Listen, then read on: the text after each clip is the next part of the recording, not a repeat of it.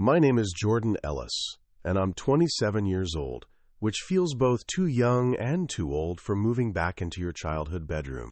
But here I am, standing in the driveway of the house I grew up in, watching the autumn light filter through the oak trees that somehow grew taller while I was gone. Ashland has this way of making you feel like time stopped and rushed forward all at once. The morning air still carries that familiar mix of wood smoke and fallen leaves, but everything feels smaller now, more fragile, like a snow globe that's been shaken too hard. I work as a freelance illustrator, or at least I did until my last exhibition tanked so spectacularly that the gallery owner suggested I explore other creative outlets. That was 3 months ago, right around the time my girlfriend decided she needed space to find herself, apparently in someone else's apartment. So here I am, dragging 2 suitcases and a portfolio case up the front steps of a house that smells exactly like it did when I was 12. Coffee, vanilla candles, and something indefinably sad. Before we jump back in, tell us where you're tuning in from, and if this story touches you, make sure you're subscribed, because tomorrow I've saved something extra special for you. My father, Brian, opens the door before I can knock. He's wearing a polo shirt tucked into khakis with the precision of a man who's convinced presentation equals success. "Jordan, there's our artist," he says, and I can't tell if the emphasis on artist is pride or pity. His smile is the kind that doesn't quite reach his eyes, the same one he used to wear when explaining why another business venture didn't work out. "Hey, Dad."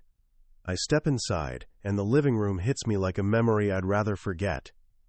The same beige carpet, the same leather furniture arranged with mathematical precision, the same sense that this is a house where emotions go to die quietly. But something's different. There's a hospital bed pushed against the far wall and sleeping on it. No, not a hospital bed, just the old couch with extra pillows, is my grandmother. Irene Ellis looks impossibly small under a handmade quilt, her silver hair spread across a pillow that's seen better decades. I haven't seen her in maybe 4 years, not since Grandpa's funeral, and the change is startling.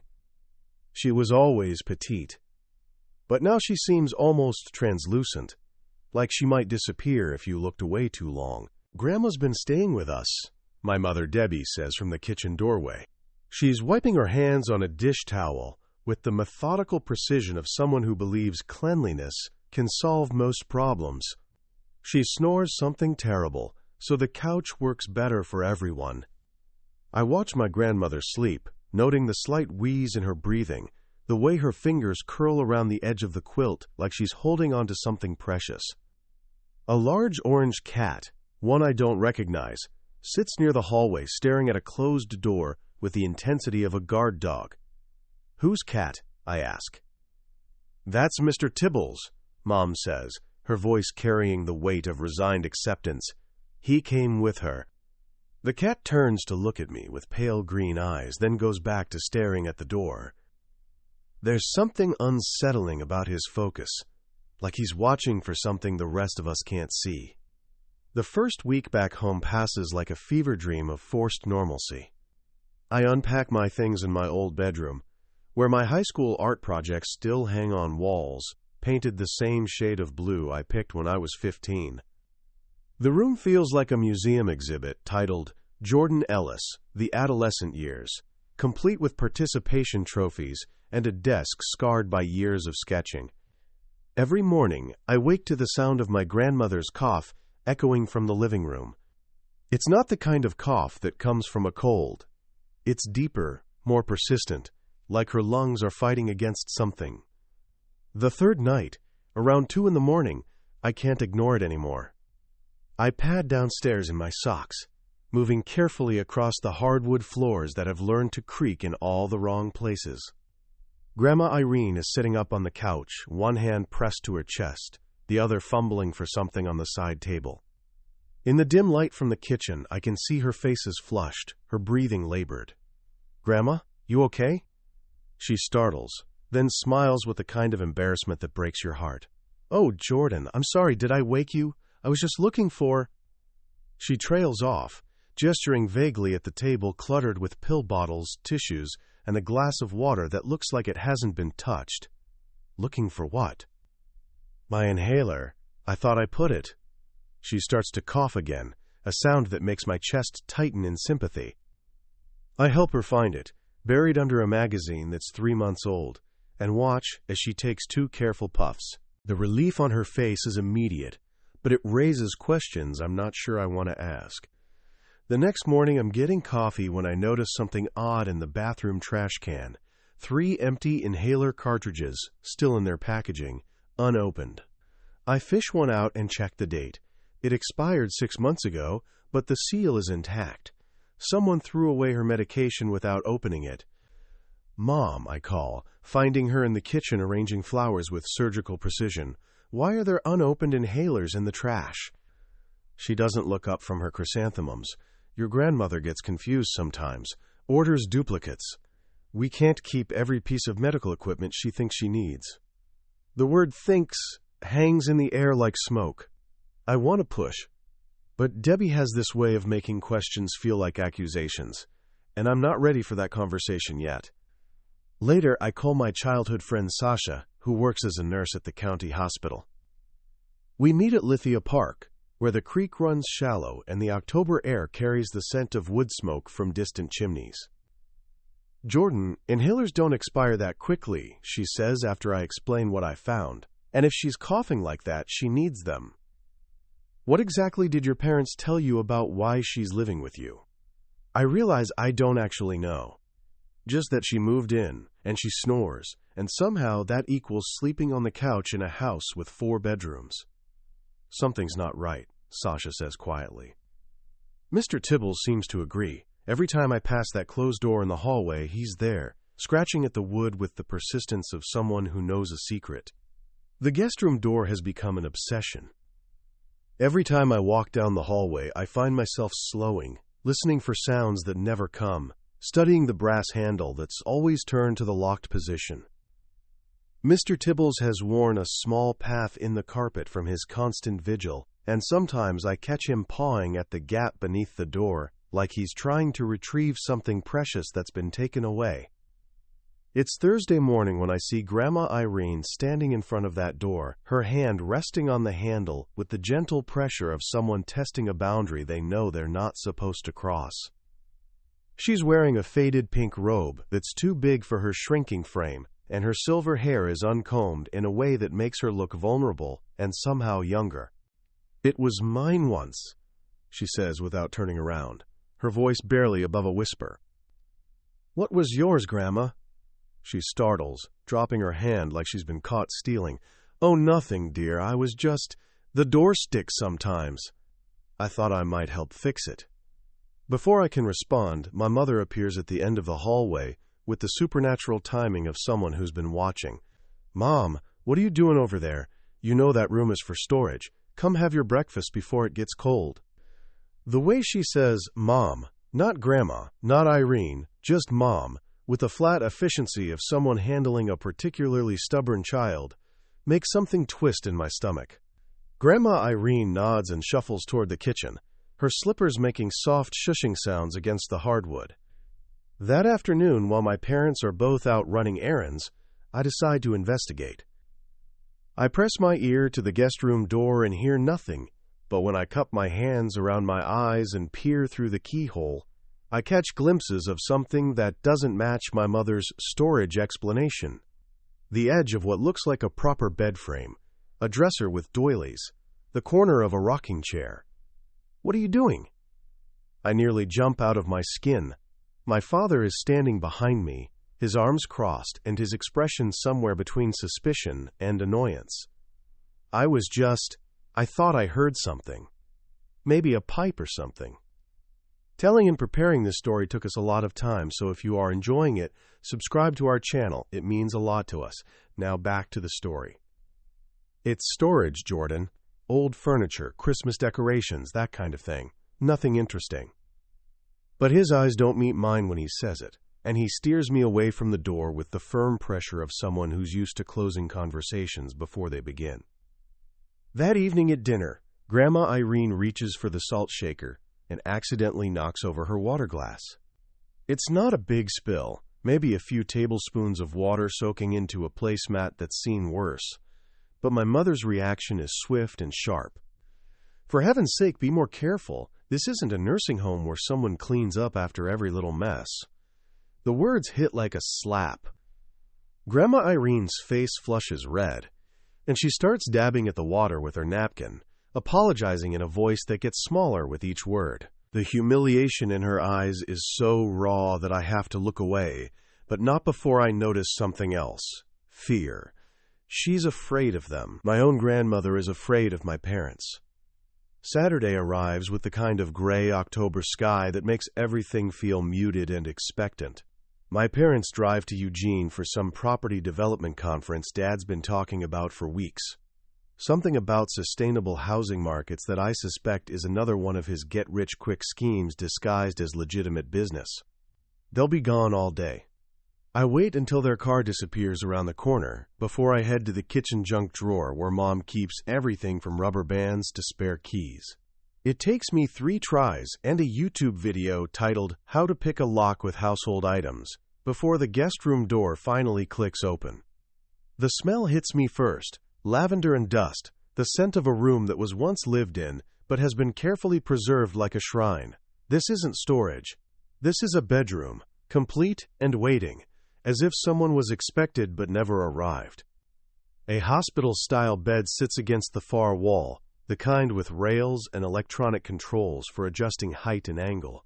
The mattress is bare but clean, with folded sheets and blankets stacked neatly on top.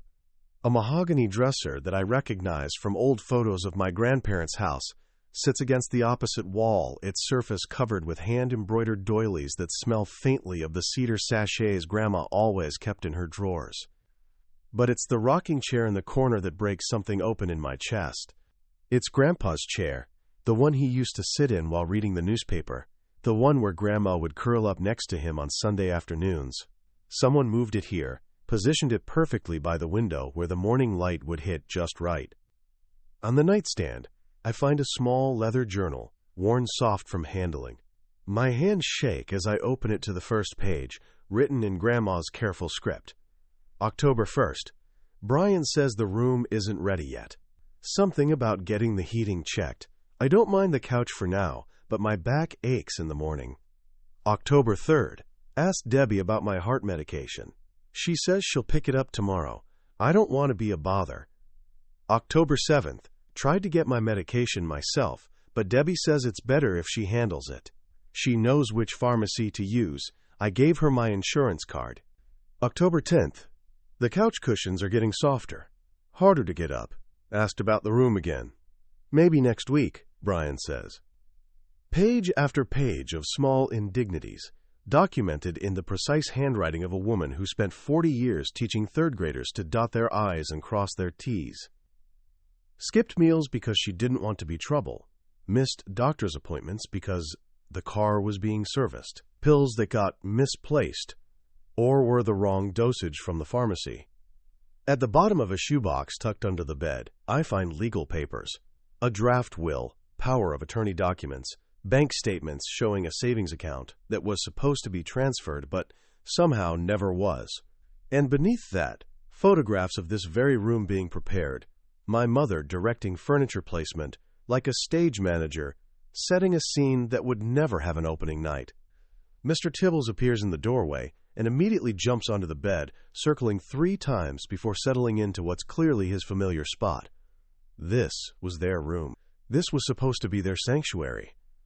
Instead, it's become a tomb for promises no one intended to keep. I find Grandma Irene in the kitchen, sitting at the table with a cup of tea that's gone cold, staring out the window at the bird feeder that hasn't had seeds in it for weeks. When I place her journal gently on the table between us, her hands flutter to her throat like a startled bird. "Oh," she whispers, and in that single syllable I hear shame, fear, and something that might be relief. "Grandma, I found your room, the real one." Her eyes fill with tears that she tries to blink away. I shouldn't have written those things down. It makes me sound ungrateful, and your parents are doing their best. No, the word comes out harder than I intended. They're not doing their best. This isn't okay. I open the journal to a page I'd marked. one that made my stomach turn when I first read it. October 15th, I read aloud. Asked about my bank card today. Debbie says it's safer if she keeps it, that I might lose it or forget the PIN. I suppose she's right. I do forget things sometimes. Grandma Irene's hands twist in her lap. I did give her the card. I wanted to help with groceries, to pay my way. When was the last time you saw your own money? The silence stretches so long, I think she won't answer.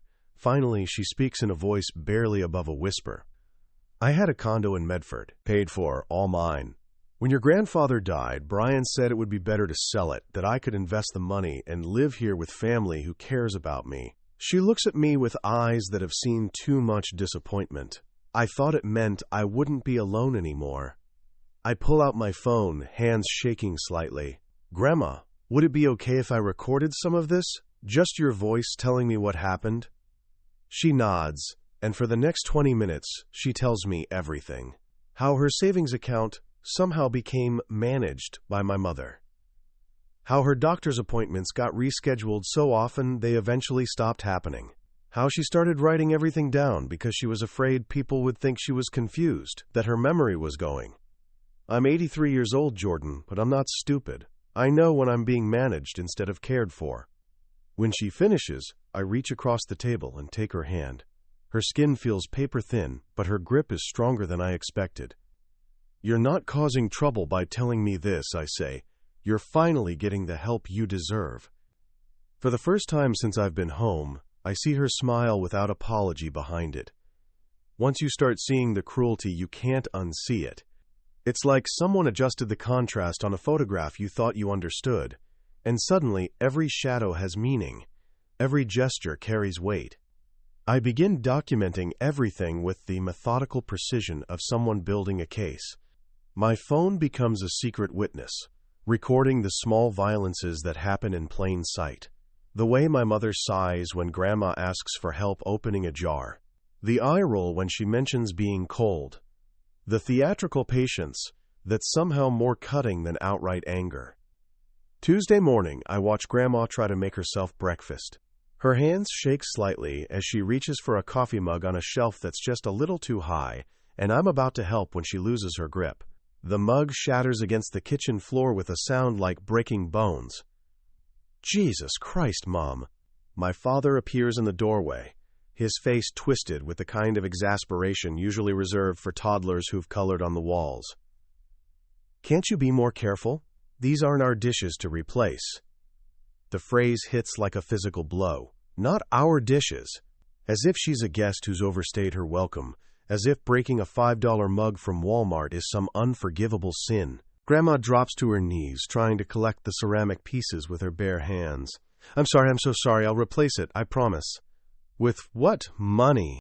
The question hangs in the air like smoke from a house fire.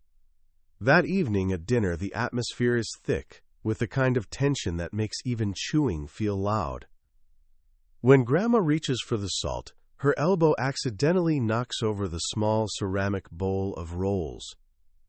For God's sake, my mother snaps, her fork clattering against her plate.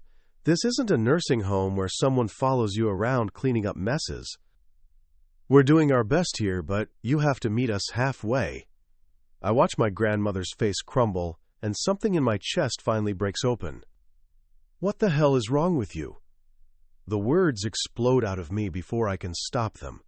My parents freeze, fork suspended mid-bite, like I've just spoken in tongues. She's an 83-year-old woman who accidentally knocked over some bread rolls, and you're acting like she burned the house down. Jordan, my mother's voice carries a warning I've heard since childhood, the tone that means you're crossing a line. No, I'm done pretending this is normal. She gave up her home to live here, and you treat her like she's some kind of burden you're heroically enduring. My father sets down his fork with deliberate calm. You don't understand what it's like to care for an elderly person. The responsibility, the stress. Then why did you ask her to come? The silence that follows is deafening. I push back from the table and stand, my heart hammering against my ribs. I'm going for a walk. As I head for the door, I catch Grandma's eye, For just a moment, I see something that looks like pride. I find Sasha at Grizzly Peak Coffee, hunched over a laptop with the focused intensity of someone trying to solve the world's problems one case study at a time. When she looks up and sees my face, she immediately closes the computer. What happened? I slide into the chair across from her and dump everything onto the table between us. The photos of the guest room, screenshots of the journal entries, the audio recordings of Grandma's testimony. My hands shake as I arrange the evidence like puzzle pieces that finally form a picture too ugly to ignore.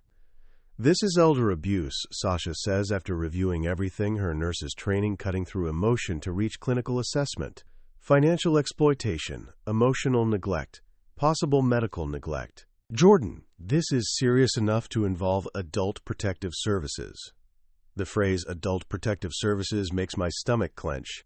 It sounds official and final, like crossing a bridge you could never uncross.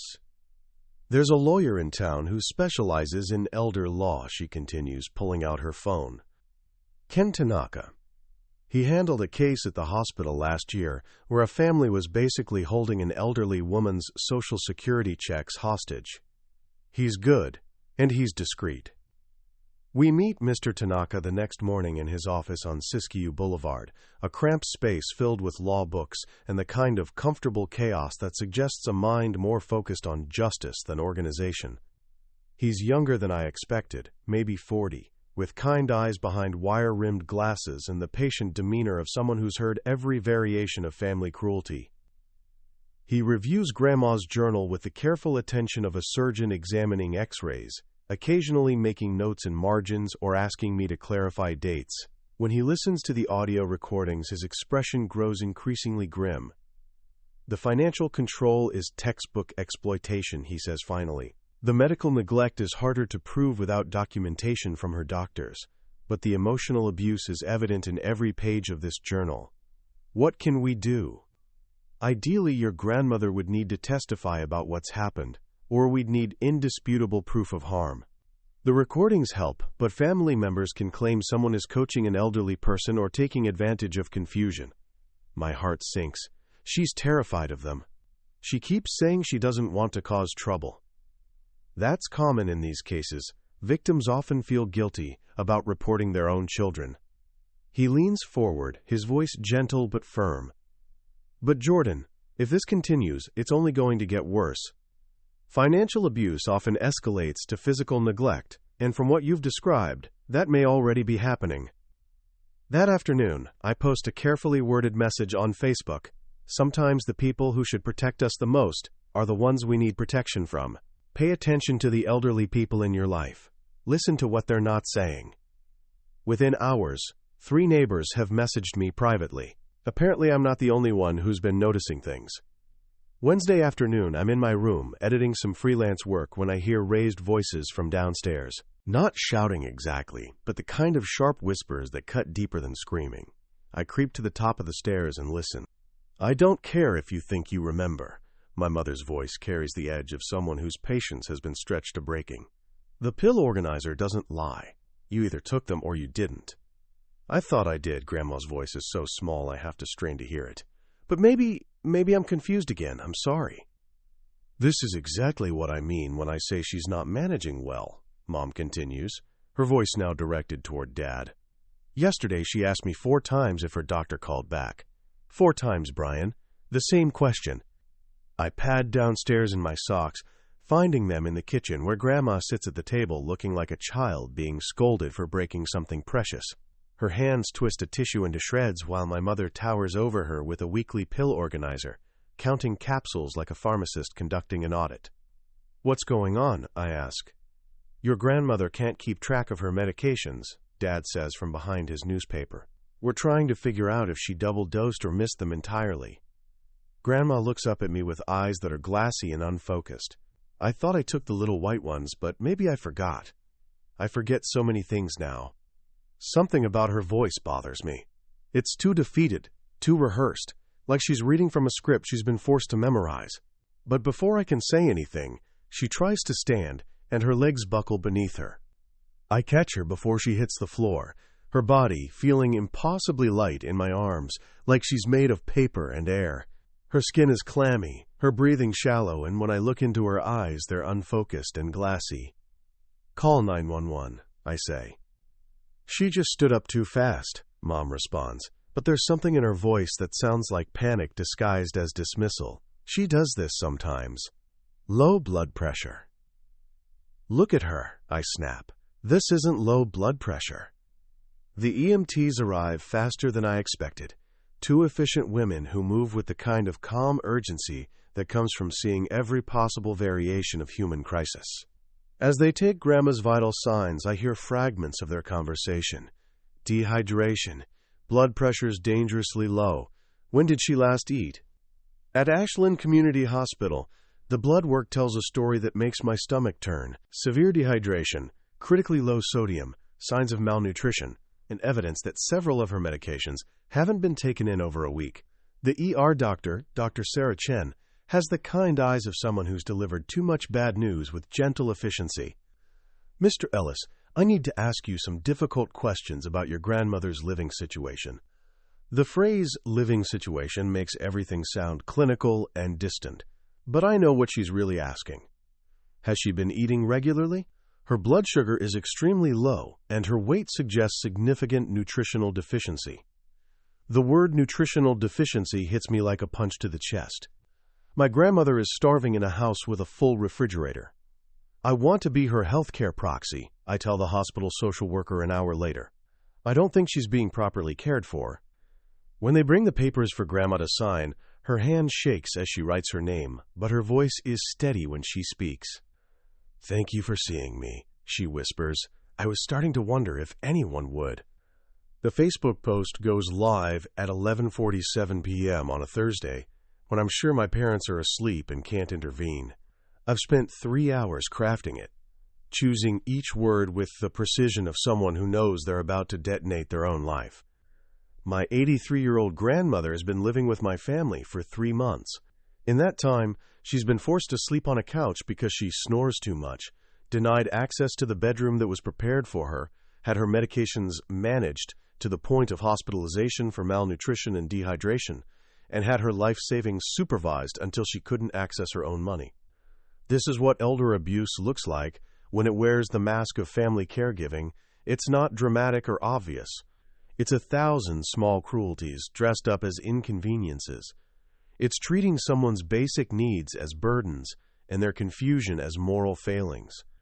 My grandmother taught 3rd grade for 40 years. She raised 4 children, buried a husband, and gave up her independence because she thought it would bring her closer to family. Instead, she found herself invisible in a house full of people who were supposed to love her. I'm sharing this because I know she's not the only one. Pay attention to the elderly people in your lives. Listen to what they're not saying.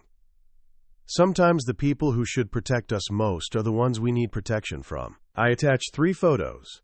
Grandma's journal, open to a particularly heartbreaking entry, the prepared guest room she was never allowed to use, and a picture of her sleeping on the couch with Mr. Tibbles curled protectively against her chest. By morning, the post has been shared 47 times. My phone buzzes with comments from people I haven't spoken to in years, neighbors I barely know, former co-workers expressing shock and support. Mrs. Henderson from 2 houses down writes, "I wondered why I never saw Irene in the garden anymore. She used to wave at me every morning when I walked my dog." My phone rings at 7 a.m. It's my brother Elliot, calling from Portland with the frantic energy of someone whose carefully constructed distance has just collapsed. "Jordan, what the hell is going on? Dad called me screaming about some Facebook post. He says you're destroying the family over nothing. Have you talked to Grandma in the last 6 months?" The silence stretches long enough that I know the answer. "That's not the point," he says finally. "You can't just air family business online like this. There are ways to handle things privately." I tried privately. She ended up in the hospital. The Adult Protective Services investigator, a soft-spoken woman named Linda Martinez, arrives that afternoon with a clipboard and the kind of patience that comes from seeing every variation of family dysfunction. She spends 2 hours interviewing my parents, then asks to speak with Grandma alone. When she emerges from the living room, her expression is carefully neutral, but I catch her making notes that seem to go on forever. We'll be conducting a full investigation, she tells my parents. In the meantime, Mrs. Ellis will be staying at Ashland Care Center for evaluation and recovery. My mother's face goes white. You can't just take her away from family. Actually, ma'am, I can, and I am. That evening, I visit Grandma at the care center, a clean, bright place that smells like antiseptic and hope instead of resignation and dust. She's sitting in a real bed, wearing a hospital gown that's too big but somehow makes her look more substantial than she has in months. The nurses here are very kind, she says, and for the first time since I've been home, she sounds like herself again. 3 weeks later, Grandma Irene has gained 8 pounds and her voice has grown stronger, like a radio signal finally coming in clear after months of static. The care center has become a temporary sanctuary where she can remember who she was before she became someone's burden. I want to see my old garden, she tells me during one of my daily visits. The new owners might let us look. I planted lavender there that should be blooming now. The drive to her former condo in Medford takes 40 minutes through the Rogue Valley, past orchards heavy with autumn pears and vineyards turning gold in the October light. She sits in the passenger seat with her hands folded, watching familiar landmarks with the careful attention of someone revisiting a life they thought they'd lost forever. The current owners, a young couple with kind faces and a toddler who immediately gravitates toward Grandma, welcome us into the garden she spent 15 years cultivating. The lavender is indeed blooming, purple spikes swaying in the afternoon breeze, releasing that clean, hopeful scent that makes everything feel possible again. I planted this the year your grandfather retired, she says, running her fingers through the fragrant stems. He said it was silly to plant something that would take 3 years to really establish, but I told him we weren't going anywhere. She's quiet for a long moment, and I think she might be crying, but when she turns to me, she's smiling with a clarity I haven't seen in months. Jordan, I need you to know something. I'm not angry with your parents. The words hit me like cold water. Grandma! No, listen. I'm disappointed, and I'm hurt, but I'm not angry. They got scared, and scared people do cruel things sometimes. They saw me getting older, and they saw their own future, and it terrified them. She picks a sprig of lavender and hands it to me. But you saw me. You saw me when I was disappearing, and you refused to let me become invisible. She reaches into her purse and pulls out a small velvet box. Inside is a ring I recognize from old photographs. Her mother's wedding ring, a simple gold band worn smooth by decades of love. This was supposed to go to the oldest grandson's wife someday, but I think it should go to someone who understands what it means to choose family instead of just inheriting it. I try to protest, but she presses the box into my hands with surprising firmness. Sasha makes you happy, she says, and she helped save me. That makes her family. As we drive back toward Ashland, she falls asleep against the window with the lavender sprig still clutched in her hand. In the rearview mirror, I can see Mr. Tibbles curled up in the back seat of Sasha's car as she follows us home. When I carry Grandma into her new apartment, a small, bright place near the care center where she can live independently with daily check-ins, she turns to me one more time. Thank you for making me visible again, she whispers. For the first time in months, everything feels exactly as it should be. Up next, we have 2 more incredible stories that are waiting for you. Just click the image you want to watch, and it will take you there. If you enjoyed this video, make sure to subscribe. It would mean a lot.